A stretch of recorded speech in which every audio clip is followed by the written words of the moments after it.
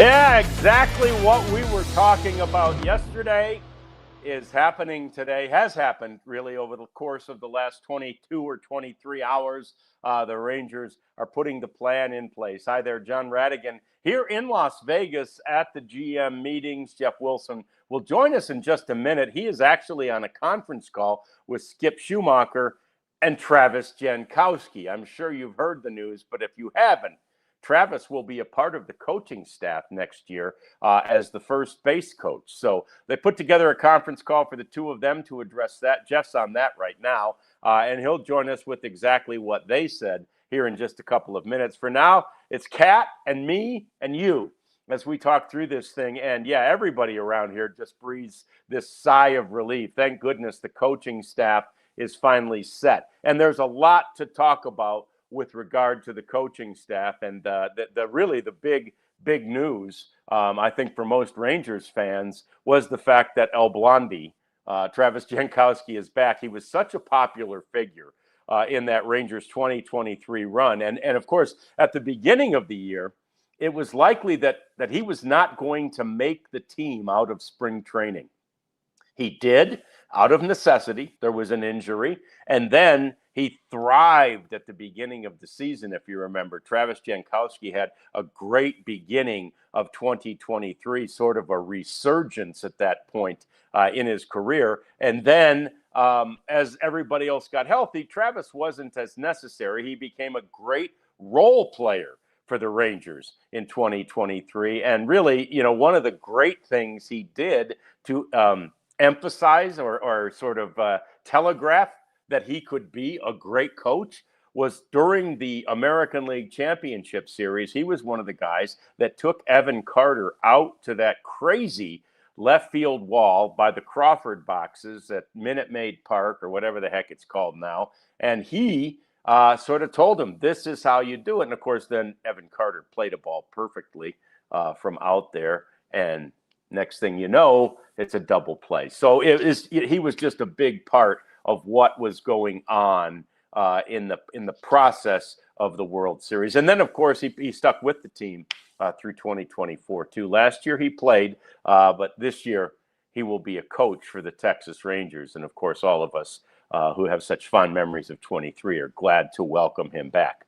We'll get more on Travis, more on that coaching staff in just a couple of minutes. But first, I want to tell you some of the things that came out of our interview session with Russ Fenstermaker and with Chris Young yesterday here at the GM meetings. We had about an hour to chat with each of them, and they feel very, very confident about where they stand. They were relieved, like you are, that they were able to put this coaching staff together, and they have very, very high hopes for the staff and very, very high hopes for some of the guys, certainly, who were brought in, and of course, some of the guys who were elevated. And I would say foremost among them is Jordan Teagues. I talked to CY about the fact and asked the question. I said, is it correct to say that Jordan Teagues was elevated or sort of jumped over Dave Bush? Remember, Dave Bush has been a pitching coach before at the big league level. Bush was a pitching coach with the Boston Red Sox, and I didn't go particularly well there, but he was still a pitching coach, and the Rangers got him and loved him in his role last year as an assistant. Teagues, as the bullpen coach, technically, jumps over. They said, don't characterize it at that. CY said, look at it like this.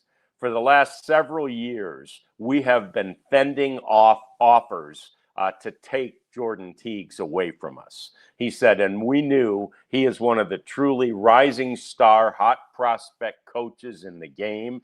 And of course, we all know, because Jeff and I have talked about this before, that he has been instrumental, significant in the development of, most recently, of course, Jack Leiter, but obviously Kumar Rocker too. And so many of these other pitchers, Cody Bradford, Jacob Latz, all these guys in the minor leagues were under the tutelage of Jordan Teagues. So he is elevated to the pitching coach. And yes, a tiny bit of a surprise, but not a huge surprise. And then they got the Suggs out of Minnesota to basically replace him as the bullpen coach, and they're excited about that. Not much news there because we saw that one coming. We knew that he had interviewed here.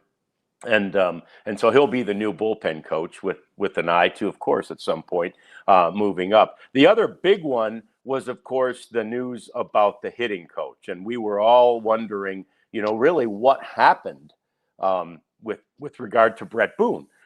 We had the news that Mike Maddox was hoping to come back, and then the Rangers offered, but he decided on an offer from the Angels, and maybe the Rangers offer came after the Angels offer. And anyway, there was maybe some conflicting reports there, but we had news about it, right? We didn't know what happened with Booney. And so I asked CY about that, and he said that after the season, they sat down and they had a conversation with Brett Boone, and Booney just felt like this wasn't a fit. And in the tweet I sent out, we had a typo. He said this wasn't a bit. It's a fit. And anyway, it wasn't a fit for him. And I don't think it was that the Texas Rangers weren't a fit for him.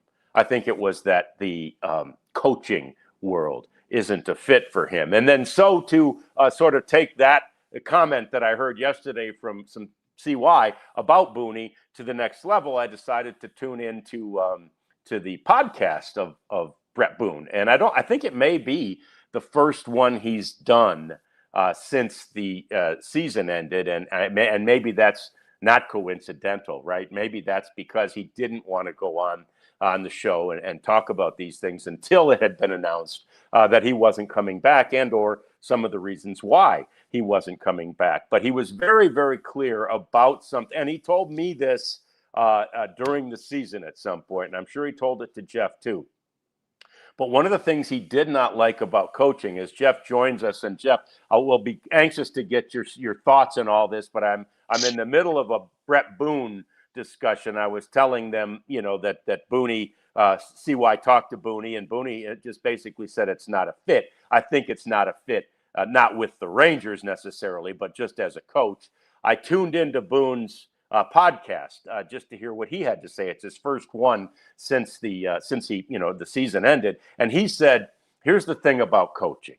He said, "Every single game you live and die with." He goes, "When I was a player, I could go 2 for 4," and he's told me this, and he's told you this during the season, I think, but he really stated it clearly today. As a player, I could go 2 for 4, and we could lose 6-1, and I'd sleep fine.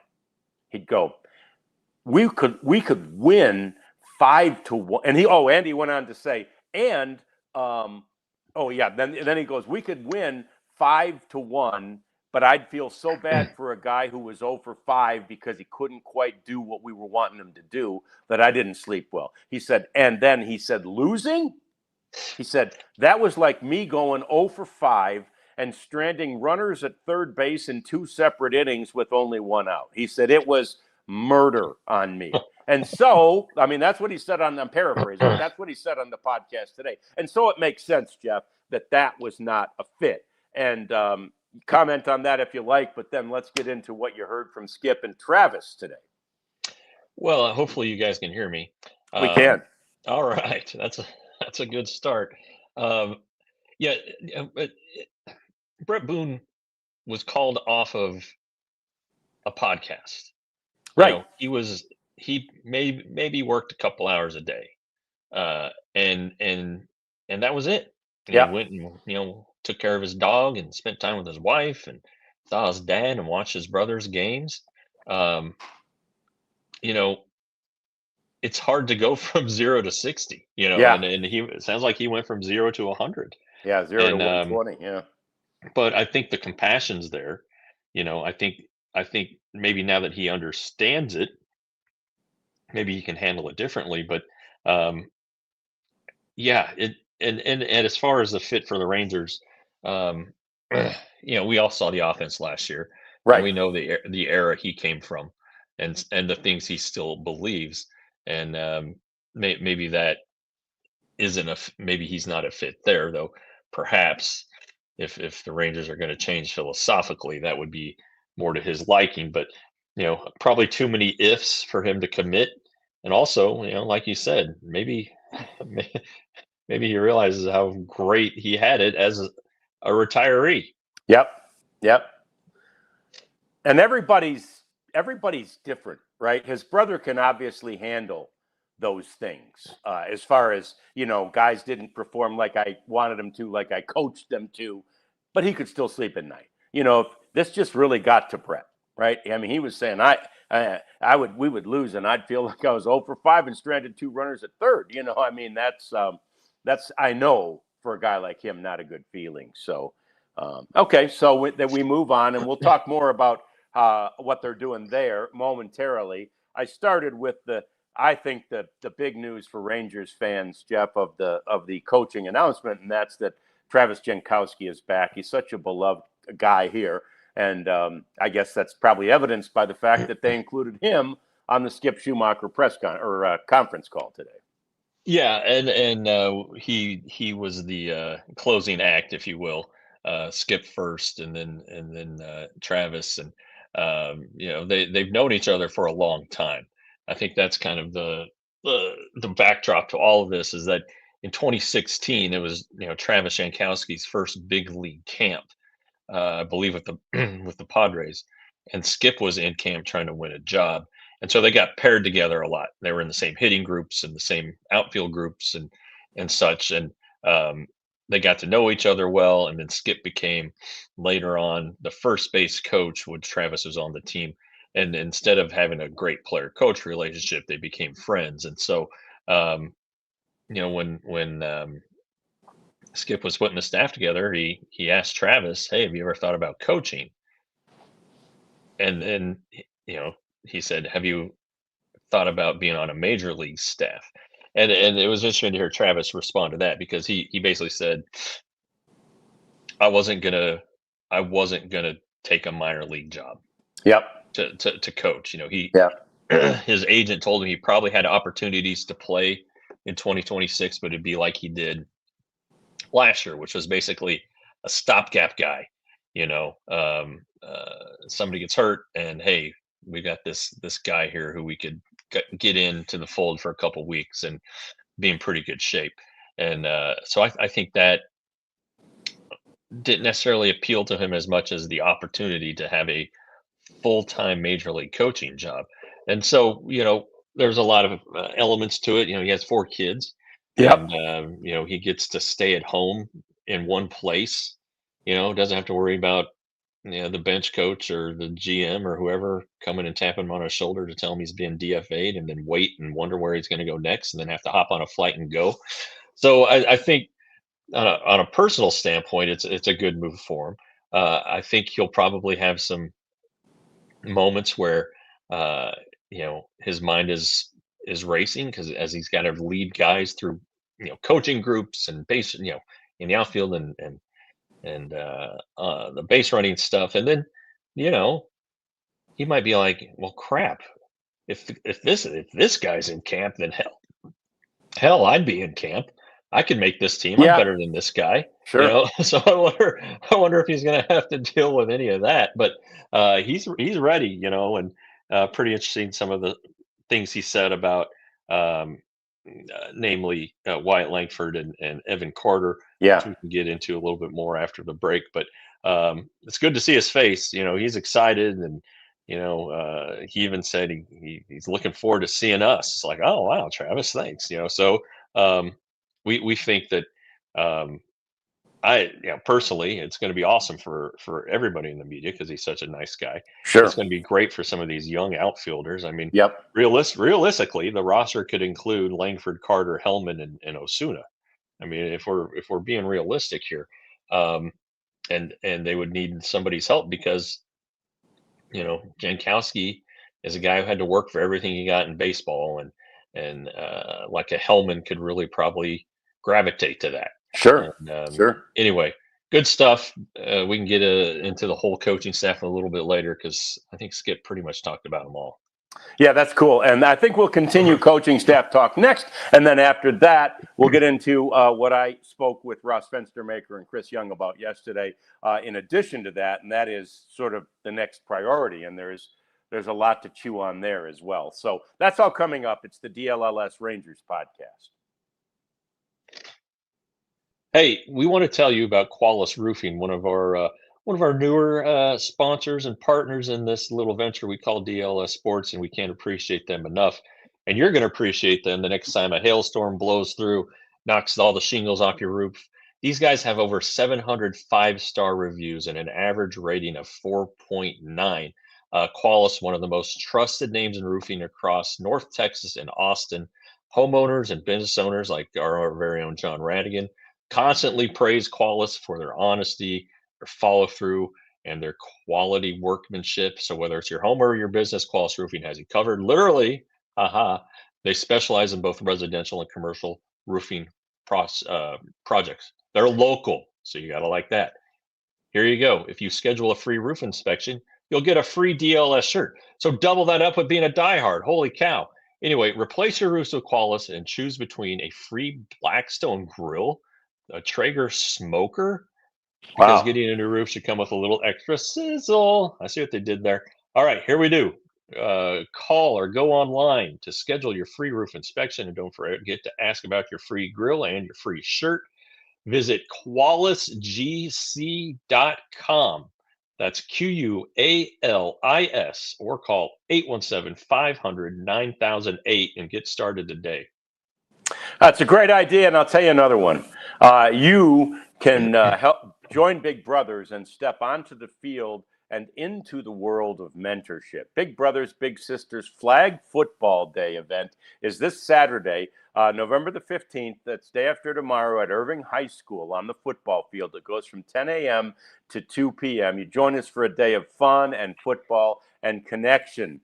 You would be paired on the day with some men, young men who need your help. 400 little brothers are still waiting for a mentor. So you'll need to pair up with some of them to play this flag football game. There's no long-term commitment expected or required for Saturday.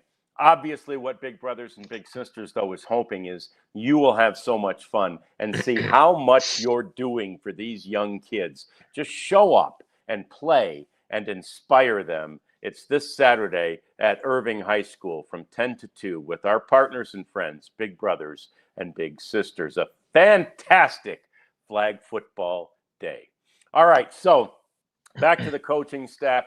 Jeff, I was telling prior to you coming on too quickly about the Jordan Teagues thing, and I mentioned quickly to our people, CY told me yesterday that, and I asked him, and I didn't know if it was really even true, and I phrased the question such, but did Teague sort of jump over Dave Bush to become the pitching coach since he went from bullpen coach right to pitching coach? And CY said, look, we know that Teagues is an up-and-coming rising star in the assistant coach game. And he said, for the past couple of years, we've had to fend off offers to take Jordan Teagues away from us. So they know what they've got here. And we've talked about it, and I mentioned it earlier. He's done so much great work at the minor league level with the Jack Leiters and the Jacob Blatts and the Kumar Ronkers and probably the Cody Bradfords of the world that his resume, his track record is there for everyone to see.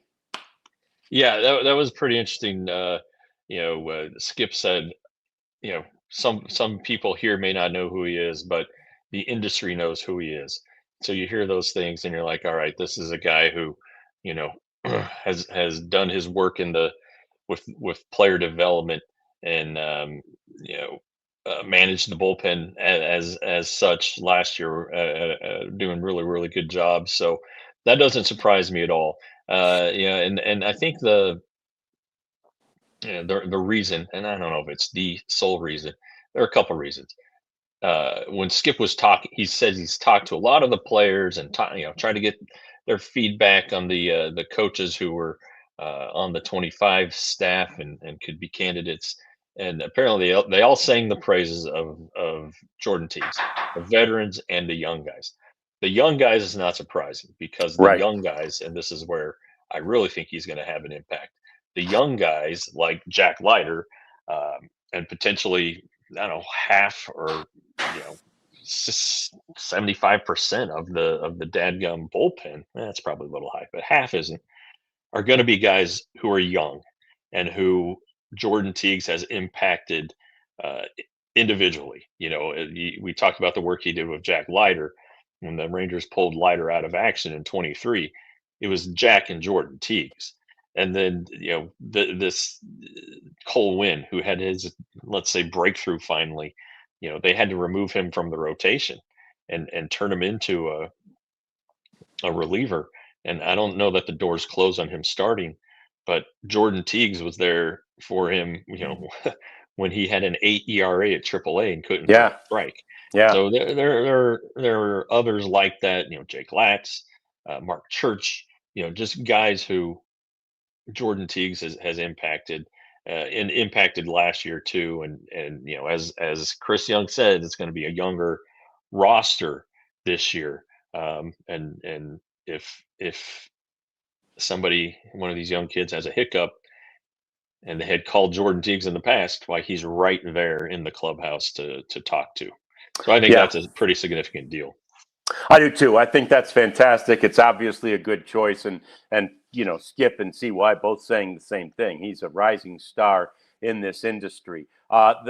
There was a surprise, really, for all of us. At the bottom of the release, it said Major League Coach TBD. Right? They had all the coaches listed. Major League Coach TBD, and I looked at that and said, well, they've got a quality control coach. I mean, what do they mean, major league coach? Well, what that means is they're going to have a third hitting coach. And Right.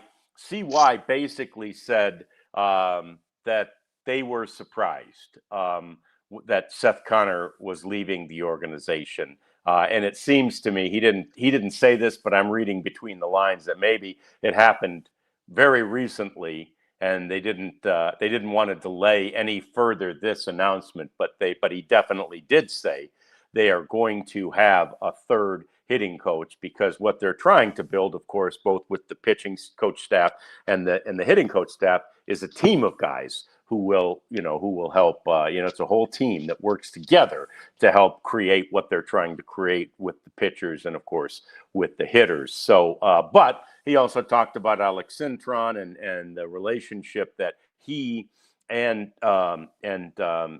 Justin Veely and Skip Schumacher already seem to have established just through the conversations that they've already had. He's very high on Cintron and all the work. I mean, the proof's in the pudding with him too, and all the good hitters that were available, and what they did even after 17 with the Houston Astros. Yeah. Everybody's gonna have to swallow their Astros hate a little bit when it comes to Yeah. Syndrome, because he's helped develop some pretty good guys. So yeah, Syndrome was spoken about, and then Barajas not really covered, but he's gonna be back. Brett Hayes obviously is coming back. Uh, uh, it just feels like Skip did a lot of work, and he's also pretty high on Justin Veely's upside. Skip said that he thinks that Justin's never really come out of his shell.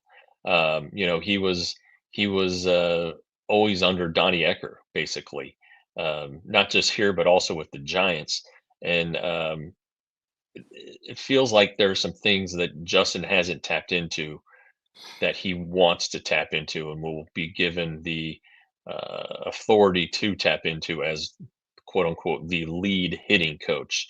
Cintron will be the major league hitting coach, which basically is just saying assistant. I mean, if we're being honest, and then this last coach will be hitter focused.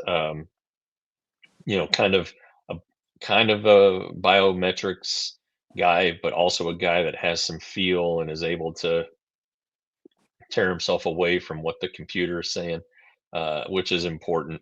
And so it's going to be interesting to see how these guys come together.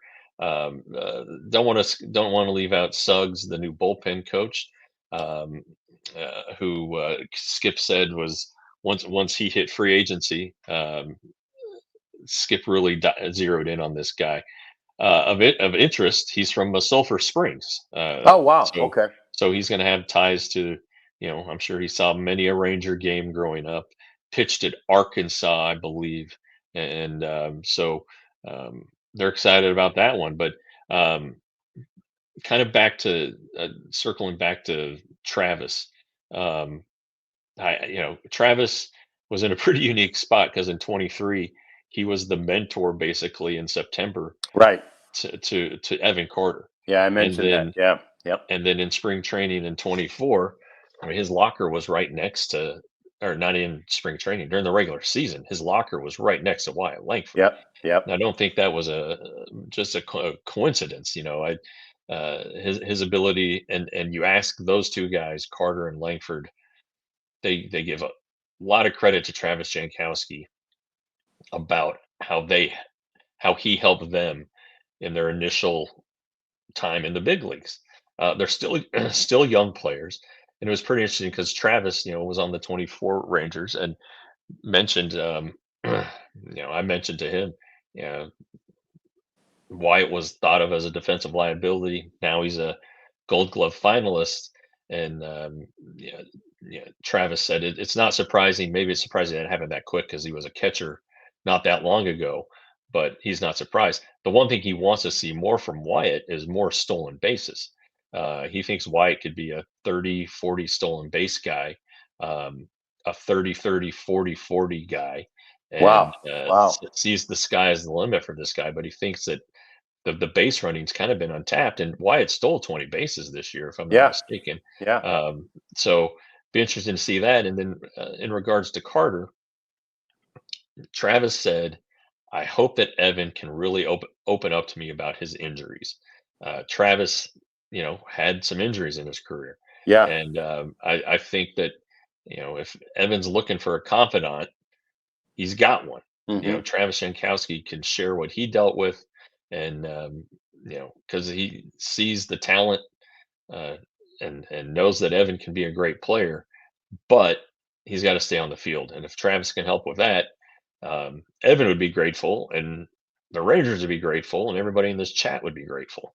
Yeah, there's no doubt about that. And it's very interesting, too, what you said about Travis right at the beginning, and the fact that he and Skip had crossed paths. And I remember we talked about that. I heard, Lance Lynn talking about it when he was on MLB that one day. And I thought it's so amazing how many people there are that each of these guys have crossed paths with. And I brought it to the show saying, there's guys out there that Skip Schumacher has crossed paths with that we don't even know, who might well be a part of the coaching staff. And lo and behold, it's Travis Jankowski, among others. But I love that. When I heard it, I just thought of 2023 and the fact that CY and Ross were here. And so they knew that he could be potentially a good coach based on those things that he did then. But Skip knows it too, because not only, were they teammates and then ultimately coach player, but they're friends. Yeah, and I saw this question from my buddy Boo in the chat. Does Skip like to run? And the answer is yes. Apparently, because I asked, I said, "Hey, what has Skip been telling you about his plans for the bases based on what we've seen from his previous teams?" And Skip has been using the word aggressive, and Travis said intelligently aggressive. So Travis is a hell of a base runner. Yes. At Yes. one point last season, I can't remember how many in a row he went without being thrown out. Um, so he knows the deal. He's going to be able to help, uh, and whatever help he needs, he can get from Skip. He can get from Corey Ragsdale. He can get from. There's going to be a new bullpen coach whose name right now escapes me, but he's going to be impactful apparently. So there's going to be a lot of support for Travis, but I don't think he's going to need it. I think Travis is going to be just fine. Yeah, and speaking of intelligently aggressive and all those kinds of things, that is where we are headed next on the DLLS Rangers podcast, because I want to talk about and bounce off Jeff the things I heard from Ross and from CY yesterday about what the plan is for now. They're going to have to be intelligently aggressive, given some budget constraints. We'll talk about all of it next. It's the DLLS Rangers podcast. Heyo, supporter club time. I see all of your emojis and your little badges that you have next to your name. So thank those of you who are displaying those for being part of the supporters club. It's easy to do. You go to our YouTube homepage, and you've already joined, so you don't, or you're already subscribed, so you don't have to worry about punching that button. But it's the join button. You hit that, and it takes you where you need to go. It's you get all the emojis and the sweet uh, crowns and whatnot. But what you're also getting is behind the scenes stuff from all of our beats, videos that John and I shoot, and I'm sure Clarence has done a couple. I know he did a couple. I think I was in the first one. So it's fun stuff, and it's just another layer of the onion that you're peeling back, adding to your sports knowledge, some anecdotes, some fun stories, and also a little inside knowledge. So go ahead and join the supporters club today.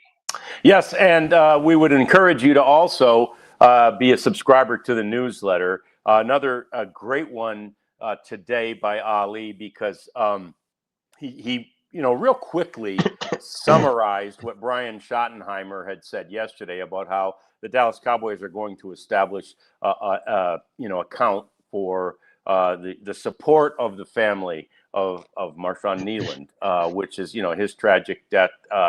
We found out soon after that his girlfriend is pregnant, and so they're going to set up anyway in the newsletter. Boom, there's a link you can click on, and you can go there to support that family and help in the aftermath of that tragedy. He's also got the news about the Mavs loss yesterday. He's got stuff about the Stars. He's even got a little something in there about Skip's coaching staff. So he's very complete in that thing. I'm telling you, you get basically kind of the headlines of our major sports teams in that newsletter every day. It's quick, it's easy to read, and very well written, and you should become a subscriber to our newsletter today. All right, it's time to talk about what else I heard from Ross and CY yesterday, Jeff. And of course, I mean, there was a lot. We had an hour with them, so we had a chance to pretty much dive into everything. And I think the first thing that I wanted to bring up that they talked about was the fact that their key words yesterday, Jeff, as we talked about the offense and the philosophical change that they intend to help implement offensively for this team. And there were two key words or thoughts, ideas, whatever. They were on base percentage and contact, right? Oh, So that is exactly what they're looking for. That's not surprising to us, but that's what they talked about, right? That is the kind of people they are looking for as they now try to fill the roster. And CY said, and it's not just something we'll rely on new people to accomplish. We need to get more of that from the guys that we have. These at-bats need to be connected, and we need to have more of that emphasis on every at-bat that we have as the Texas Rangers this year. So on-base percentage and contact, those are the two key words. well, that's interesting, and it's not. I mean, it's it's. I don't want to say it's baseball 101, but it is Right, kind of getting back to basics. right. You gotta have guys on base to score runs, and then you got to make contact, either to get on base or to get the base runners home. So that's not surprising, but it is kind of interesting. All right, it's not just going to be external guys; it's going to be these internal guys that need to change. How quickly can you implement change without baseball, right? Because right now these guys are just hitting off of tees and maybe hitting off of machines, right? They're not in game situations. You can stand behind the guy and say, okay, um, you know, get him over. So you try to hit a ground ball to second base. All right, you can do that in a cage when it's not fast.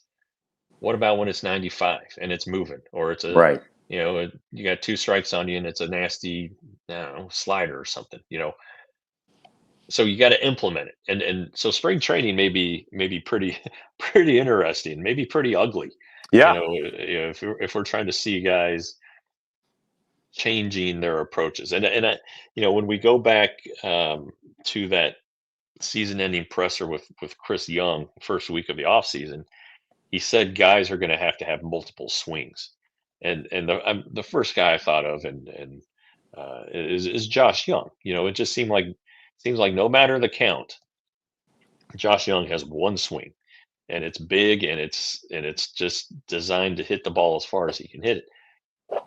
That's not what the Rangers need all the time, No.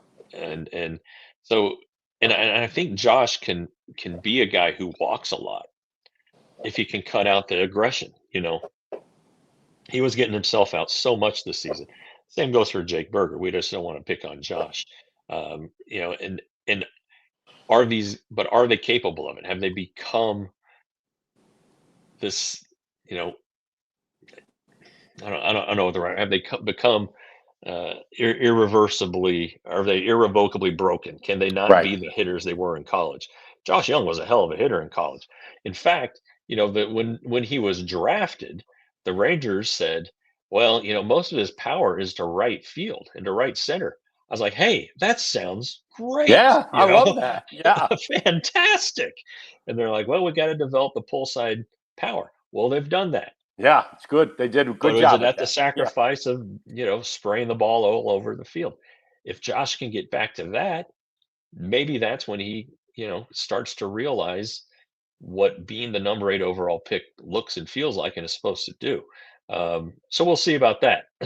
I think though that, like Josh Smith is going to be a good fit here with this. Corey Seager is a separate guy. He gets to do whatever he Yeah, and wants because he's let so good. me let me comment on that a little, because this wasn't from Ross or CY, but I heard from somebody else I talked to in the organization that said he specifically, Corey Seager, needs to be better at situational hitting. He's so good at getting up there and doing what he's trained himself to do. He's a machine up there, right?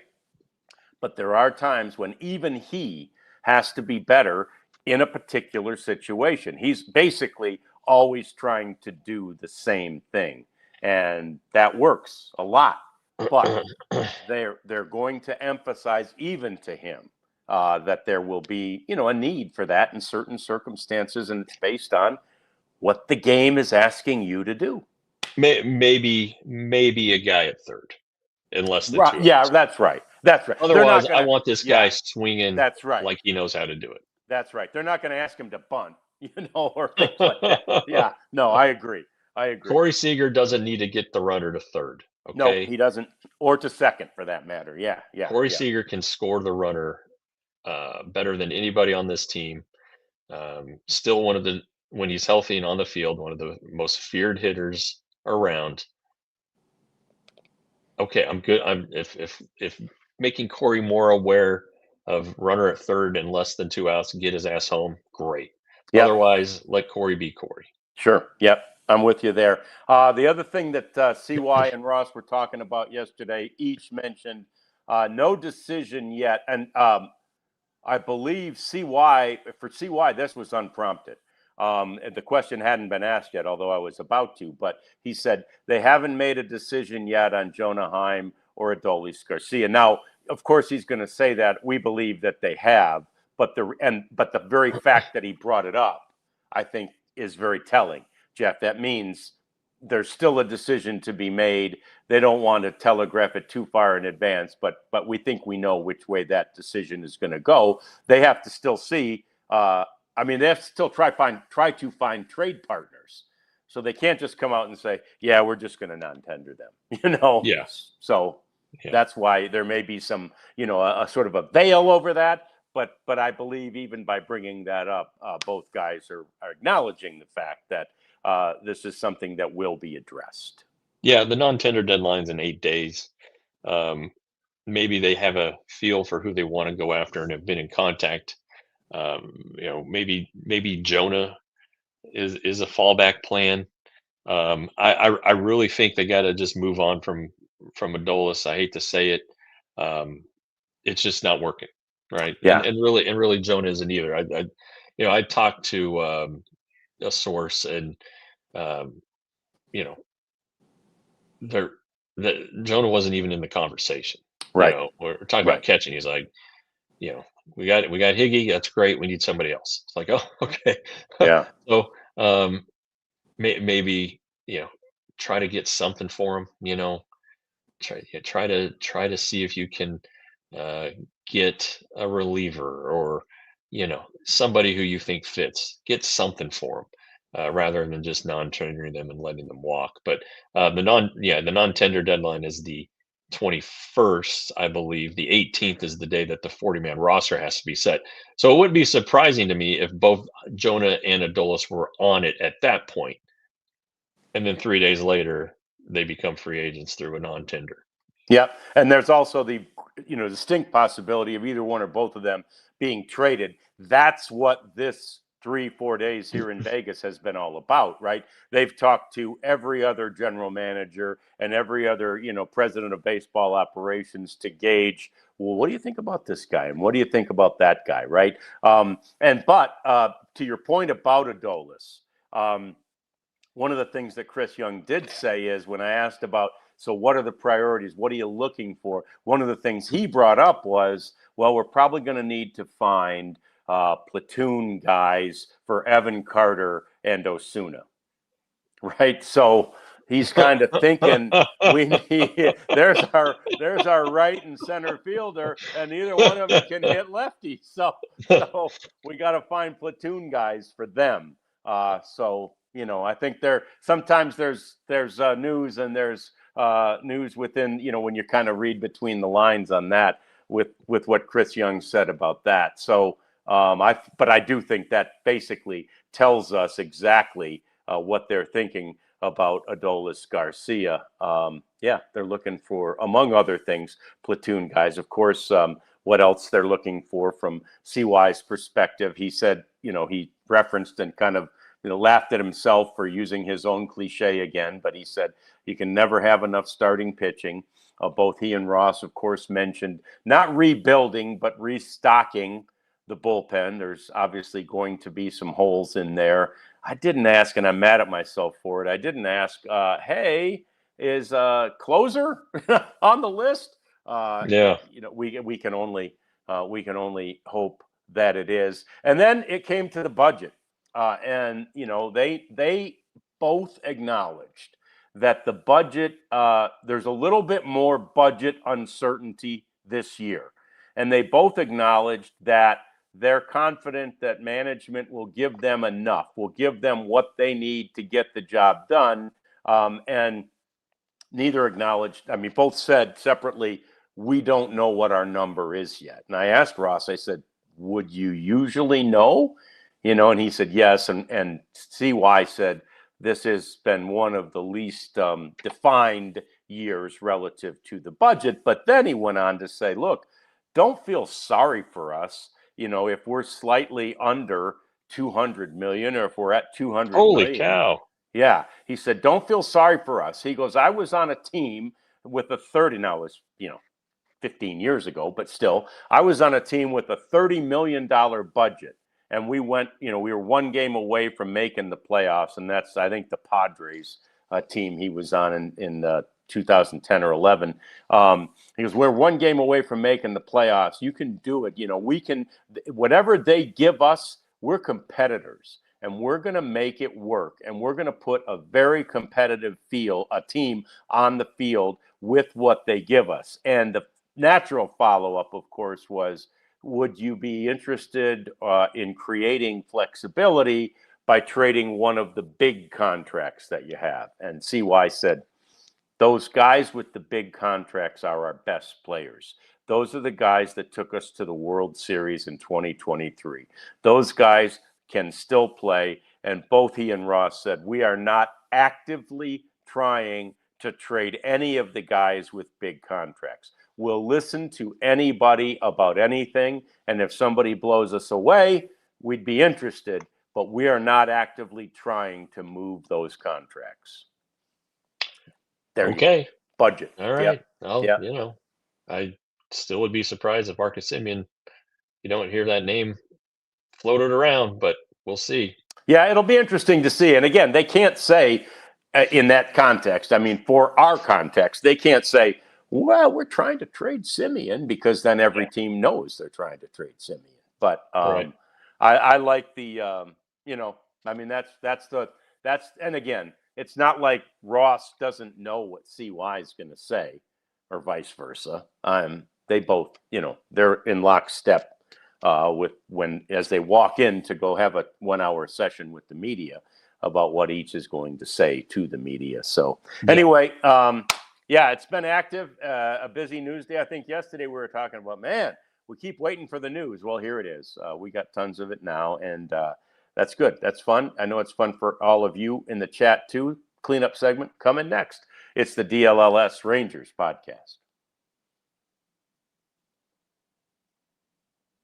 Hey, and it's time to be a diehard. If you're not one already, we hope you'll be one. We'd really encourage you to scan that QR code, or to go to alldlls.com/log or /join rather, and you become a diehard, and you get all the benefits that go with that. The 30 or 20% off of the merchandise, 20% off of the events coming up. The people who were able to get a ticket for that Stars Takeover night, they got 20% off. So that if they were a diehard, and they had to, we know they had to have been, because that thing was so popular, it sold out before it even became available to non-diehards. So there's another reason to become a diehard for these fun events that we're really planning to do more and more of as we get more and more financially established as a company. We're going to do more of those things, and you'll want to be a diehard so you can be a part of them quickly. And of course, also you get all the great content provided behind the paywall from all of our great writers. Jeff's been busy and will continue to be now that we have more news to talk about. Winter meetings are coming up really in less than a month, aren't they, Jeff? Yeah, So, less than a month. yeah, so we're going to have all kinds of news there as well, and we expect, obviously, with the deadlines that Jeff has mentioned for the 40-man roster, the Rule 5 stuff, as well as the non-tender deadlines, there's a lot to talk about and digest, and it'll all be there right behind the paywall. So make sure you have access to it. Become a diehard today. And you're going to want to read these stories and watch our podcasts in the comfort of our merch. Yeah. Nice, comfortable shirts, sweatshirts, this hat, breathable, light, feels good on the head. And you get all that stuff at store.allcitynetwork.com. That's where you're going to pick out your free shirt, both from, become a diehard, and I think maybe even from Qualis Roofing. How about that? So Hey. anyway, Christmas is coming. Shopping season is here. The Black Friday sales are already being advertised. So I think we had one last year too. Oh, So we you did. can Yeah. wait, but if you can't wait, get it done now. Store.allcitynetwork.com. Yeah, good idea. All right, let's run through a few things happening in the world of baseball today, and maybe at the top of the list here, Jeff, is the fact that Donnie Ecker has found a job. Good for him. We always like Donnie. He's a really, really smart baseball man and a really smart guy. In fact, we'd have to pull out the thesaurus when we were talking to Donnie Ecker. He's so smart. He's so well spoken, and he'll be the Orioles bench coach. I think that Blake Butera is building himself pretty good staff, and a couple of former Rangers now with Bobby Wilson and Donnie Ecker, Jeff. Well, Butera is in Washington. Oh, that's right. That's right. Yeah, the new Orioles guy is that old Guardians bench coach. That's right. Albernes. Yeah. Yeah. The thing that stinks about if there is it stinks that Donnie Ecker is taking the spot of Robinson Chirinos, who was not retained as a bench coach. So we like Robinson a lot. We like Donnie a lot. It seemed like Donnie would not be out of the game long. He's well thought of, and I think that as the season played out, people realized he's probably not the only problem with the offense. So good for Donnie, and look forward to seeing him.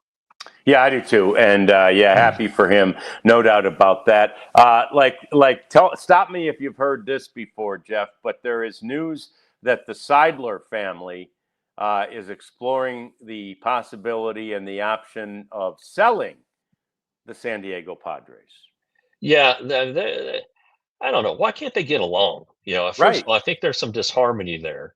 Um, and so maybe this is just going to be the resolution.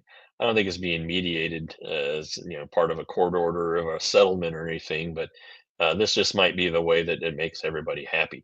Be interesting if they do sell, with the ballpark and the massive payroll, and so that's kind of maybe why you're seeing talk about Fernando Tatis being traded. His deal's backloaded, um, and yes, you want to buy a winning team. I mean, holy cow, absolutely, you want to buy a winner. But the business side of you is like, gosh, do we have to have you know $1 billion in long-term commitments? Or yeah, I don't think it's that much anymore. But I think at one time they were flirting with that kind of money Wow. between Machado and Tatis. And you throw on Darvish. Darvish had a big extension, and they didn't keep Soto. They traded him away and didn't take a swing at him. But so it's not surprising news. And then if you're if you're AJ Preller, you might be shaking your boots a little bit. Yeah, absolutely.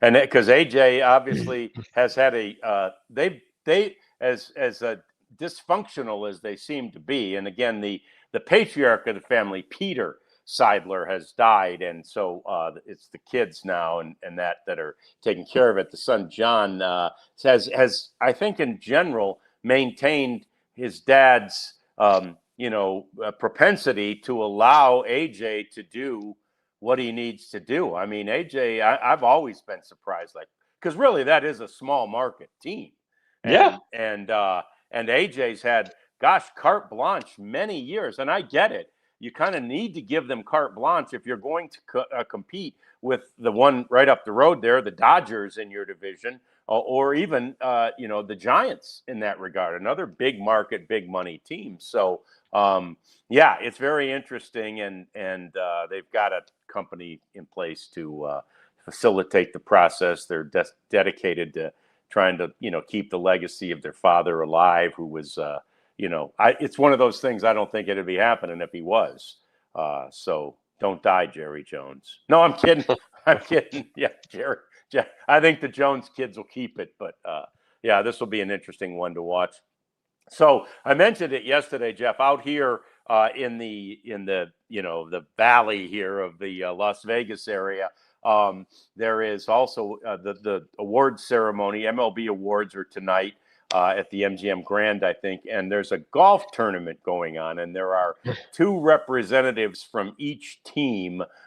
Most of them, I think, are alums, but some current players who are playing for each team in the golf tournament. And the Jerry Harrison Jr. is one of the Rangers guys, by the way.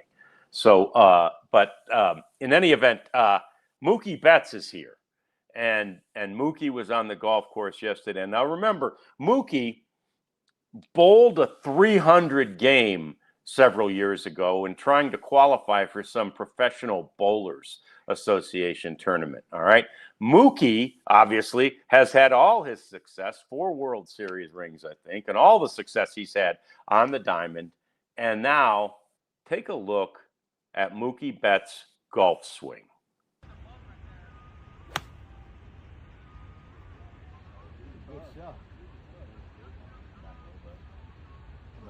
Oh, baby, come back. Do it. Do it. Oh.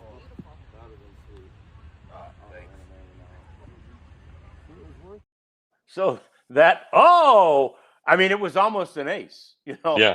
Baby, come back, which also means, he's got the spin on it, a back little spin. English. Yeah, he's got a little square groove thing going where he can suck it back.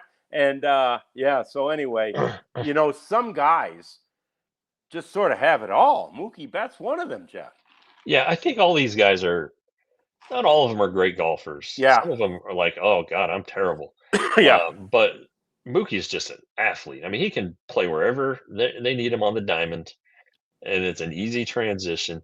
And you're right about the bowling. And they had a deal, the uh, Pro Bowlers Association or the Yeah. U.S. Bowlers Association is in Arlington. It's close to the ballpark, and they had an invitational a few years ago, and Mookie was invited and participated. He didn't qualify, but um, I had to go out there and do a story on him.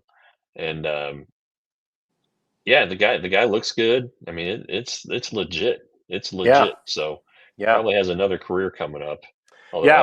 I don't know if the thrill of the PBA can match the thrill of the MLB, but I don't know we'll if you see. bowl a 300 game, that's your basic On TV, your those perfect game. those Yeah. TV 300s are even more special. Yeah, so that's cool, and again, he's a 5 handicap, so if he works on his putting a little bit, he might even be able to play the senior tour, Jeff. So Yeah. that could be exciting too. And then finally, the Tropicana Field updates are underway and ongoing, and they've announced tickets, and they've greatly improved the scoreboards and the signage and the ribbons and all that stuff in the ballpark. Lots of new luxury seating, and this is something Thanks, I Boo. didn't. Yeah, Sorry. this is something I didn't even know about. But they've brought back the $10 seats to the Trop. So anyway, everybody's loving on this new owner, and tickets are on sale, and they are fully prepared, Jeff, to move back into Tropicana Field, which is really good. So that's one less minor league ballpark that Major League Baseball players will be playing at in 2026. Yeah, and again, from a work perspective, I love the Trop. Yeah, yeah. It's not you're not going to get rained out. The press box is right above the clubhouses. Basically, there's a stairwell down, so you don't have to put up with the elevator traffic. And then the visiting clubhouse is enormous. Yeah. I mean, it's a great place to cover a game. And Colby Lewis used to tell me this, that the players loved the Trop. It was like the food was good, they treated you right. So hopefully they've put a new painted coat on it. New paint, Coat of paint. new coat of paint. Good Lord.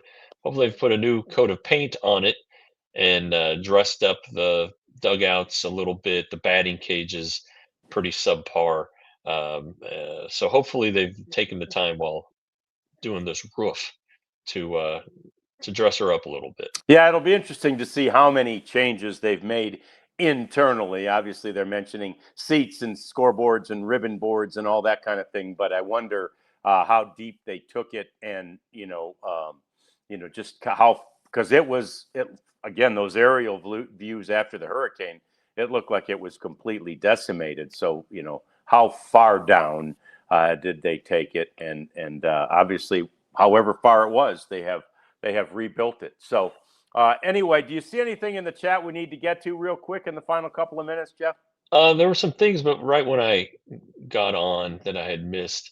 I don't think Don Mattingly is going to be the coach. No. I think Donnie Baseball has some bench coach or bust aspirations. Yeah. I know Ethan's big on Luis Arise, and no, I did not ask Skip about that. Didn't think it was the time or the place. Joe, Ron Washington for TBD coach. It's going to be more of a hitting coach. I think if Wash is to be a part of an organization, it'll be like a special instructor, maybe Atlanta, maybe places he's been before. I hope it's here. Jeffrey asks about Edwin Diaz. I just do not see that happening at all with the constraints that the Rangers are under. Anyway, I think that catches us up. Good, beautiful. Well, that's perfect, because it's time to go, which is just exactly right. It's 2:00. That means we got to say so long. I'm off tomorrow and Monday.